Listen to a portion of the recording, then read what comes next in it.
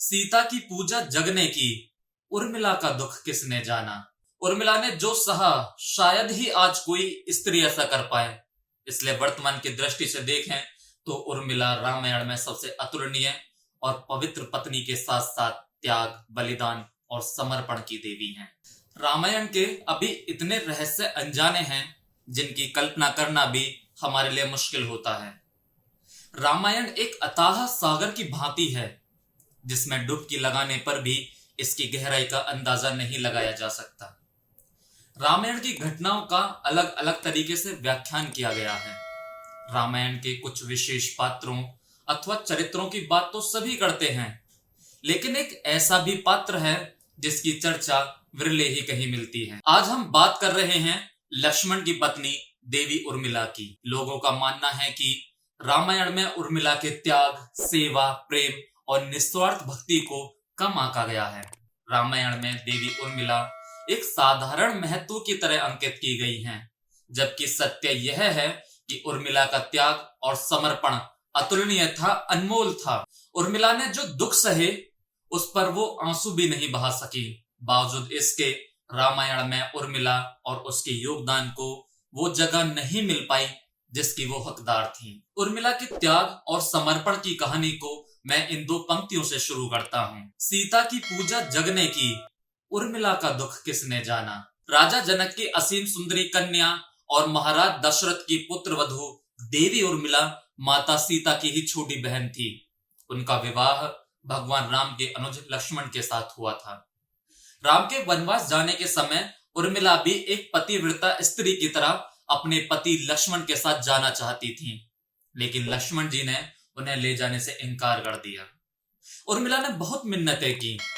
वो अपने पति की सेवा करना चाहती थी, पति के हर सुख दुख की साथी बनना चाहती थी, पर लक्ष्मण जी ने कर्तव्य और धर्म की दुहाई देकर देवी उर्मिला को वन जाने से रोक दिया। लक्ष्मण के मुताबिक मैं अपने भ्राता राम और भाभी सीता की सेवा करने के लिए जा रहा हूं। मैं नहीं चाहता कि उनकी सेवा में कोई कमी रह जाए। लक्ष्मण जी ने माता पिता की सेवा करने के लिए उर्मिला को अयोध्या में ही छोड़ना उचित समझा। उन्हें शायद पता था कि वे लोग जब वनवास जाएंगे तो उनके माता पिता को इसका गहरा सदमा लगेगा। इसलिए लक्ष्मण जी विकट क्षणों में माँ बाप को सहारा और सहानुभूति देने के लिए उर्मिला को छोड़कर वनवास चले गए। कुछ पौराणिक मान्यताओं के अनुसार माना जाता है कि उर्मिला के उन नाजुक कंधों पर लक्ष्मण जी बहुत बड़ा दायित्व डालकर चले गए थे। किसी भी स्त्री के लिए विवाह उसके संपूर्ण होने की निशानी होती है। वैवाहिक जीवन के वो अनमोल पल जो जीवन सरिता, जो कोई भी नववधु अपने पति के साथ गुजारना चाहती है या गुजारना पसंद करती है, शायद वो पल उर्मिला के नसीब में नहीं थे। इस दुनिया की कोई भी नववधु अपने पति से कुछ समय के लिए दूर नहीं रह सकती। देवी उर्मिला अपने पति से एक नहीं, दो नहीं, बल्कि पूरे 14 साल अलग रही। भला किसी नवविवाहित स्त्री के लिए इससे बड़ा त्याग और समर्पण क्या हो सकता है। खैर, उर्मिला ने पूरे 14 वर्षों तक अपने पति के वियोग में जिंदगी बिताई। यह उर्मिला का अखंड पतिव्रत धर्म ही था कि उन्होंने कभी किसी की तरफ देखा तक नहीं। उर्मिला के महान चरित्र, अखंड पतिव्रत, स्नेह और त्याग की चर्चा रामायण में जितनी होनी चाहिए उतनी हो ना सकी। उर्मिला के लिए सबसे अजीब स्थिति तो यह थी कि लक्ष्मण को दिए वचनों के कारण वह आंसू भी नहीं बहा सकती थी। अगर उर्मिला पति के वियोग में आंसू बहाती और अपने दुखों में डूबी रहती तो फिर परिजनों का ख्याल कैसे रख पाती। यह शायद ही कोई कल्पना कर सकता है कि किसी नवविवाहित स्त्री के लिए अपने पति को 14 वर्षों के लिए अपने से दूर जाते देखना और उसकी विदाई पर आंसू भी ना बहाना कितना कष्टकारी होता है। जब श्री राम जी के वनवास के बाद महाराज दशरथ स्वर्ग से धार गए, तब भी अपनी वचनबद्धता के कारण उर्मिला नहीं रोई।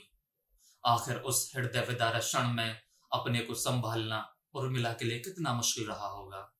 हालांकि महाराज जनक अपनी पुत्री को मायके अर्थात मिथिला ले जाना चाहते थे ताकि मां और सखियों के बीच में उर्मिला के पति वियोग का दुख कुछ कम हो सके, लेकिन उर्मिला ने मिथिला जाने से साफ इनकार कर दिया। उर्मिला के मुताबिक अब पति के परिजनों के साथ रहना और दुखों में उनका साथ न छोड़ना ही उनका धर्म है। इसलिए इतने सारे त्याग, बलिदान और कष्ट सहने के बावजूद भी वचनों में बंधी देवी उर्मिला रामायण में नेपथ्य ही रही। उर्मिला ने जो सहा शायद ही आज कोई स्त्री ऐसा कर पाए।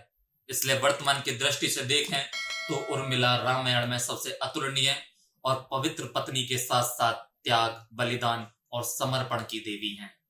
आज की पीढ़ी के लिए उर्मिला का व्यक्तित्व सबसे ज्यादा सम्माननीय और पूजनीय होना चाहिए।